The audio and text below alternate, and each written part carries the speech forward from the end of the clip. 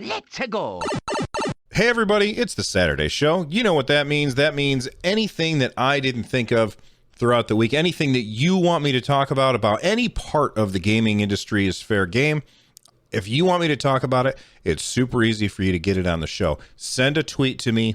I'm at RunJumpStomp. Use that hashtag AskRJS, and I will bookmark it to talk about it on the Saturday episode. If you don't use Twitter, you can always join our community Discord over at runjumpstomp.com/Discord with over 1,200 other people. Join that and use the Ask RJS channel to ask questions there, and I search in there before I start recording the show.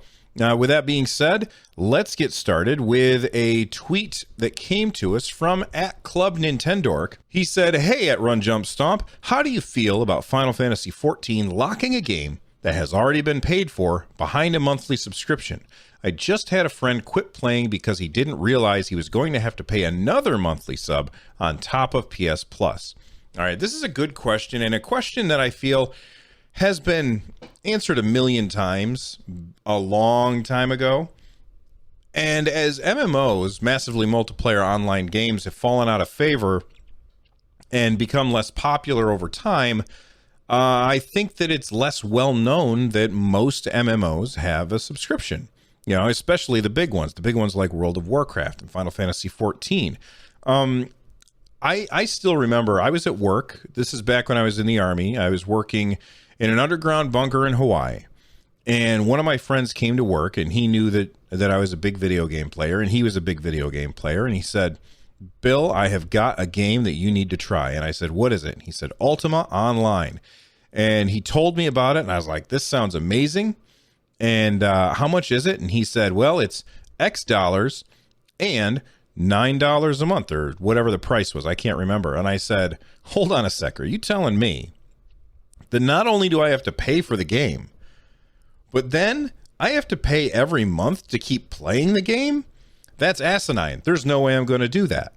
Well, I ended up going over to his house and seeing him play the game, and it blew my mind. So I went and I bought the game, and I subscribed to it. And pretty much ever since, I've always kind of been subscribed to some massively multiplayer online role-playing game, whether it be Ultima Online or EverQuest or World of Warcraft or Anarchy Online or Asheron's Call or whatever. It has Star Wars, The Old Republic, Star Wars Galaxies, Dark Age of Camelot. I've played so many massively multiplayer online role-playing games, and those are actually my favorite genre.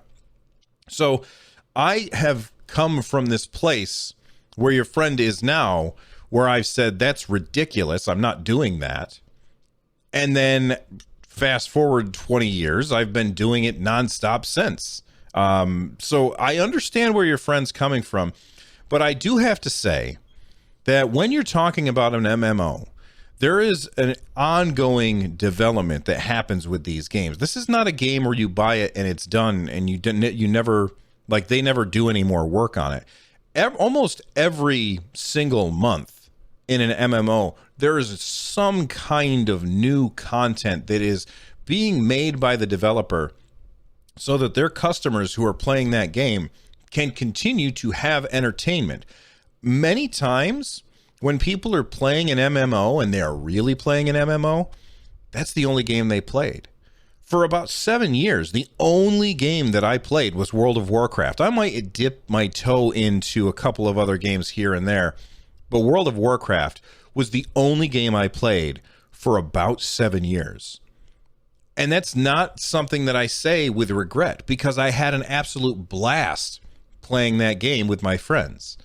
So I understand where your friend is coming from, but I think that your friend needs to understand that having that extra subscription is getting them access to new stuff to do all the time. Now, when you first start playing a game like Final Fantasy XIV, the amount of content that is in front of you is so ridiculous and vast that, yes, he's going to be paying, he or she, sorry, I'm not prejudging your gender, but he or she is going to be playing that game for a ridiculous amount of time before they get to any of that new content. In fact, I would venture a guess to say that they would probably be playing and subscribing for at least a year, maybe a year and a half, unless they are hardcore crazy, they would be playing for at least a year and a half before they got to what I would call the current end game in that game, because there's just so much to do.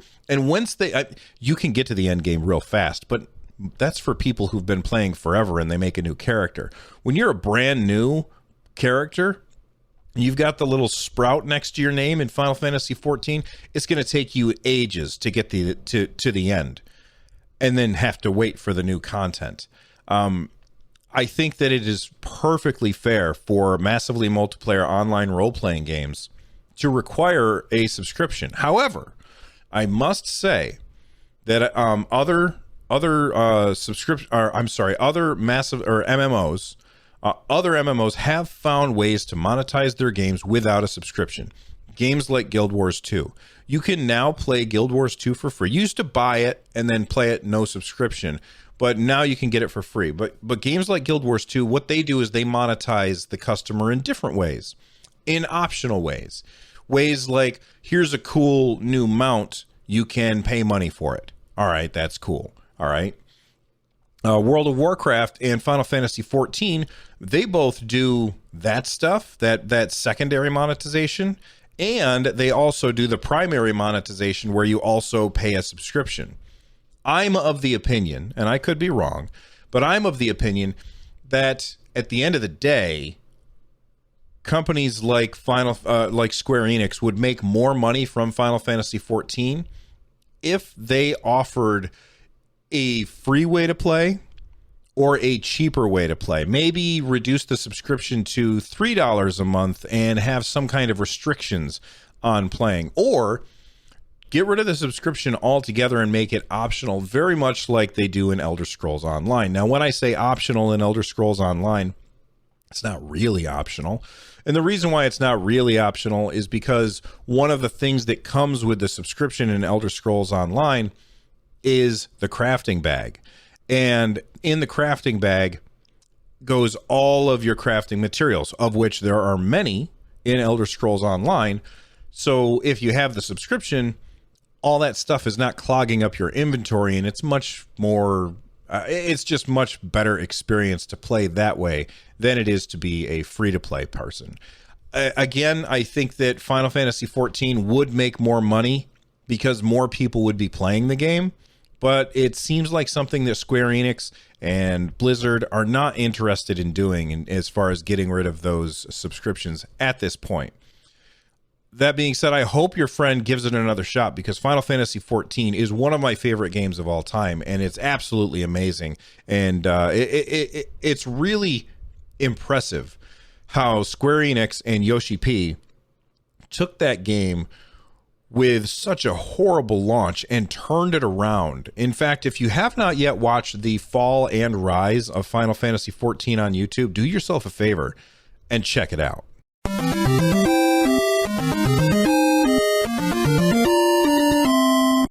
Webhead tweeted at me, I always wonder why people buy games multiple times. I picked up Animal Crossing digitally for my daughter, and we have played it at the same time on our own Switch. Granted, my Switch has to be online to play, but it's still cool that one copy can play both at the same time. All right, I totally understand what you're saying, Webhead, and let me make sure that everybody else does too. If you have multiple Nintendo Switches, you can set one as your primary console and the other one can be your secondary console. And when you are doing that, as long as nobody is playing, we'll say, Animal Crossing on the primary console, then the secondary console, if it is connected to the internet, can then have access and play the games that belong to the account of the primary console. Hopefully that makes sense. And that's what Webhead is doing in order to buy the game just once. Now, I'm guessing that the reason why he said this has something to do with the fact that I said that myself and my entire family, all four of us, are playing a whole lot of Animal Crossing on 4 different Switches with 4 different copies of the game, and we're having an absolute blast with it. Now, the reason why I think that that's the best way, personally, because I don't want to ever not be able to play a game that is not an online game because I don't have access to the internet. When we're talking about a Nintendo Switch, this is a device where you are regularly going to be in a place where you may or may not have access to the internet. And if that's the case, not being able to play my game that I paid for would be irritating. And I'm willing to pay extra money for the convenience of never, ever having to worry about that. And that extra money comes in the form of buying the game multiple times. Once for me, maybe once for my son, or in the case of Animal Crossing, once for me, once for my wife, once for my son, and once for my niece. Because we're all playing it. On top of that, we're all playing at the same time. We're all sitting down in the living room. We've all got the Switch in our hands, and we're all sitting there playing the game together and saying, oh gosh, I just found this, or I just caught a bluegill. I wonder if it calls me a pink lung. And we're all trading all of the stuff and going to each other's islands and having a lot of fun. So that's really the reason for me. Now, my question to all of you, as a response to what Webhead is saying here, it really got me thinking, how many of you out there double dip on games? This is not necessarily the same thing as buying two copies, one for myself and one for somebody else. But how many of you have bought games more than one time? You know what I mean? So I sent out a tweet, and I'm not going to read the responses to the tweet today. I'll save those for next episode, or next Saturday. But I said, what are the conditions that make somebody like you double dip on a game? What games have you bought multiple times, and why? And there's a poll, so you can vote on that. Again, at Run Jump Stomp on Twitter if you want to find that, or you can go to the show notes for episode 501 of Nintendo Switchcraft. But let's talk about this for a second. I want to talk about myself, games that I've double dipped on, games that I've bought a bunch of times. Well, first off, they're games that I've loved, games that I have thought are so amazing that I have to have it again. I want to check out how it's different on this platform. I want to be able to take it with me, and that's one that is huge on the Nintendo Switch. And I think that's why double dipping happens way more often on the Nintendo Switch than it does any other time in gaming history, because we can take the Switch with us wherever we go. And that's not something that we were usually able to do. Yes, you could do it on the Nintendo portable systems, but when we're talking about games that were originally on, we'll say, an Xbox or a PlayStation or the PC, not being able to take those things with you, yeah, there's solutions out there, but not being able to take those things with you most of the time, it changes when suddenly that game is portable. And I think that's one of the reasons why the Nintendo Switch has done so well. And it's one of the reasons why the Nintendo Switch has become the platform for indie games, because people always have access to it. It's so light and it's comfortable to use, and it's small and it fits in your backpack. It's an awesome system for bringing games on the go. So if it's a game that I really loved and I had an absolute blast with the first time around, then I'm much more likely to pick it up on the Nintendo Switch because it's portable. And the same would go for Stadia, because let's say I'm playing a game on my PlayStation and I really, really like the game. I'll give you an example. Dragon Quest XI. I love that game. It's fantastic, but I can only play it on one screen in my house. If that game is released on, say, the Nintendo Switch, it makes a lot of sense for me to buy it on the Nintendo Switch, because I can play it on my Nintendo Switch, a portable screen, or I have multiple docks for my Nintendo Switch throughout the house, so I can play it on all of those screens as well. If it comes to Google Stadia, I have that same convenience. I can move it from my office screen to the TV in the bedroom to the TV downstairs. The convenience of being able to play it on multiple screens is a really good motivator for me to pick up a game again that I've really enjoyed. Another reason might be that the game came out and I was playing it and I was really having fun, but then something distracted me, which often happens. I get distracted by shiny things.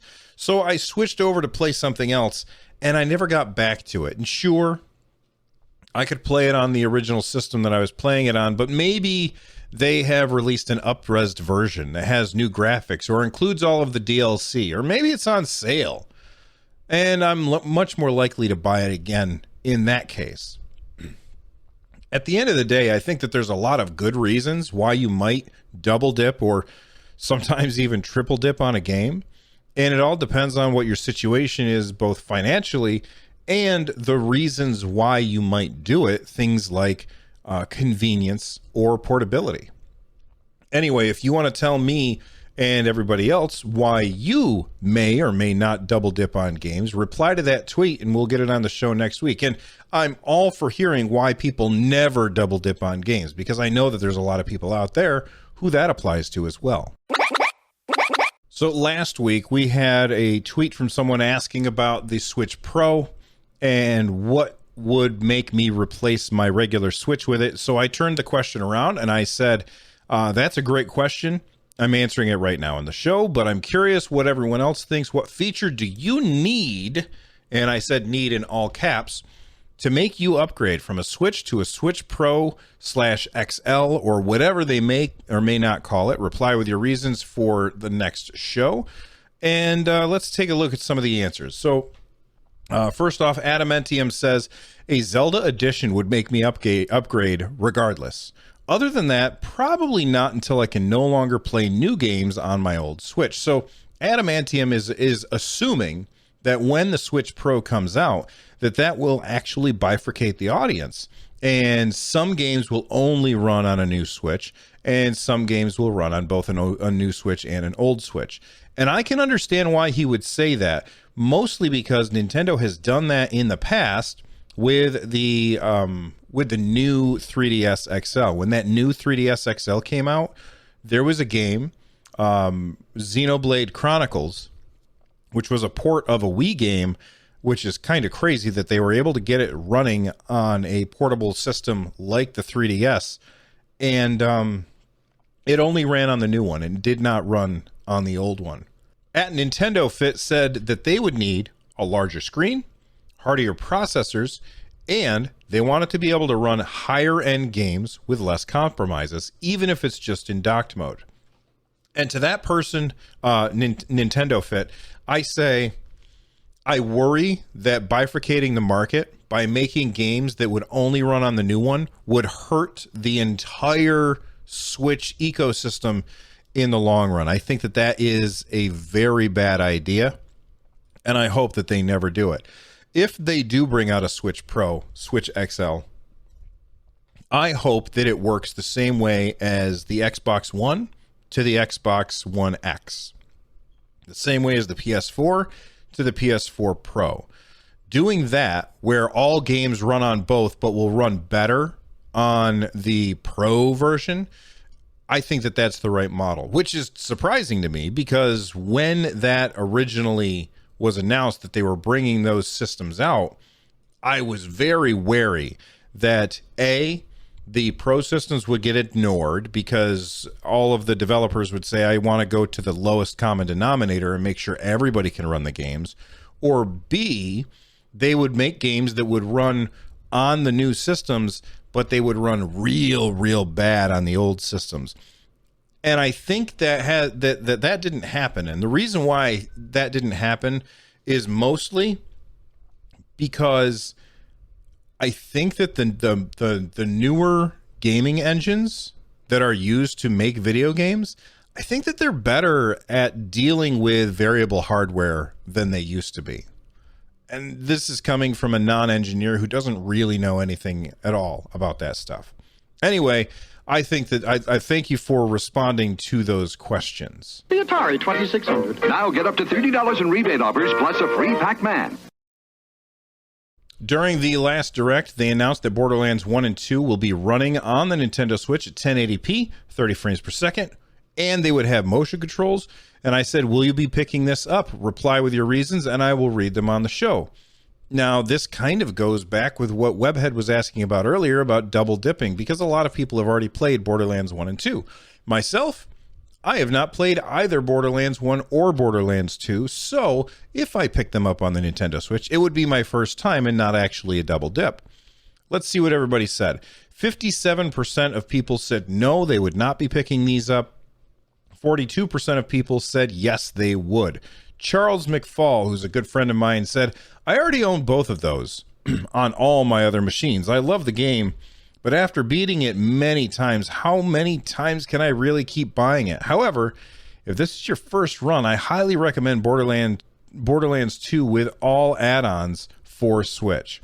Captain Logan, who's another good buddy of mine, says, since the update to the Steam versions, I want to make sure I'm recording this. Okay, good. I got nervous that I hadn't hit record. Since the update to the Steam versions, you can regularly get these on the cheap through other platforms. These should have been lined up with Borderlands 3 launch.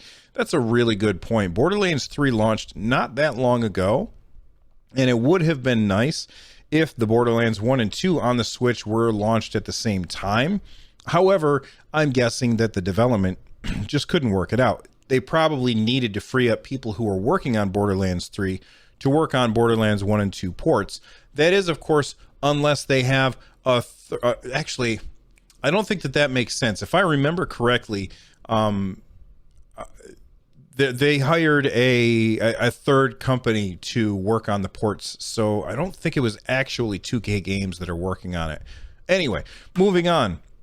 Nakashima says, I already have them on PC. I don't need them again on Switch.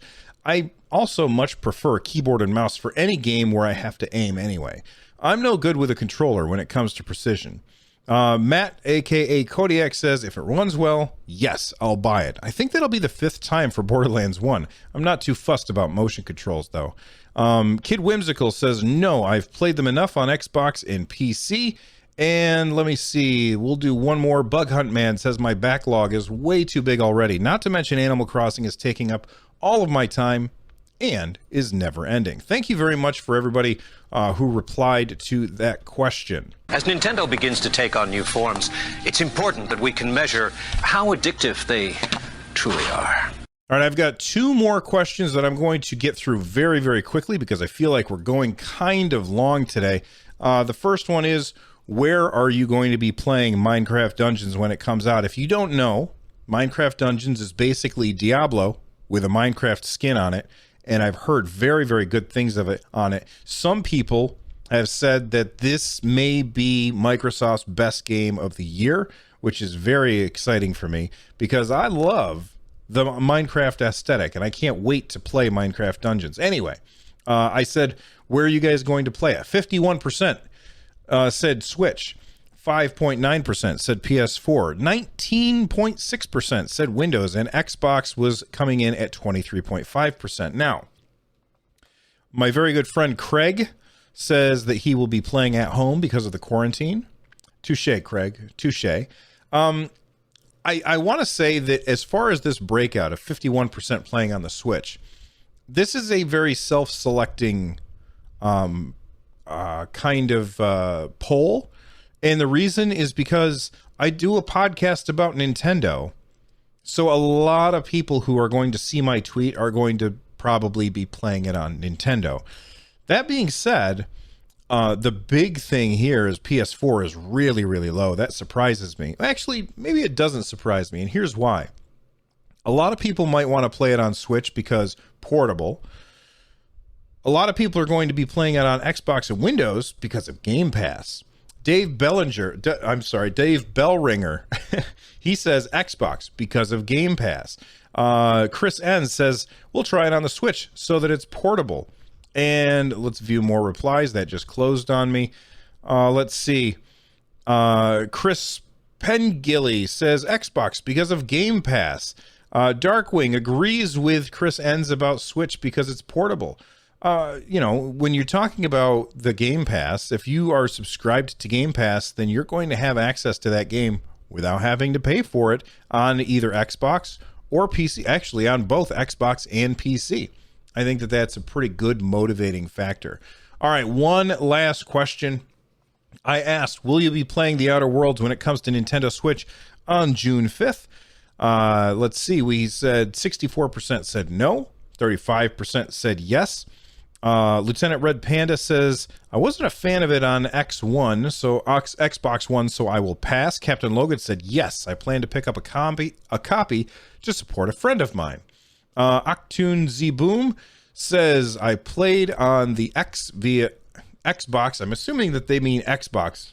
When did it become just X for Xbox? I don't know. But they said, played it on the Xbox via Game Pass. Great game. Hope it plays well for Switch people. So it seems like most people, many people have already played it. Joe Walker says, played it on Game Pass. I'll be happy to get a physical copy on the Switch, though. Mediocre Gamer says, Game Pass, baby. Ashes to Ashes says, already got it on Xbox. Lord Chips says, I will most likely play it, but not on Switch. I got that bad boy on Game Pass, completed it once, but I still have achievements to get and other story character build options to explore. Anyway, thanks everybody for replying, and thank you all for listening to the show. If you want to become a part of the community, and you haven't already, join us over at runjumpstomp.com/Discord. If you have not, you are missing out on some awesome people. You can also watch the show live on Monday, Wednesday, Friday over at twitch.tv/runjumpstomp. And, you can get a hold of me on Twitter at RunJumpStomp. This show, part of the Giant Size Team Up Network. For more information, check them out over at gstu.net. And the music you're hearing right now is Corneria, Star Fox Remix by Noteblock. I'm out of here. You guys all stay rad. I'll see you next time. Bye-bye.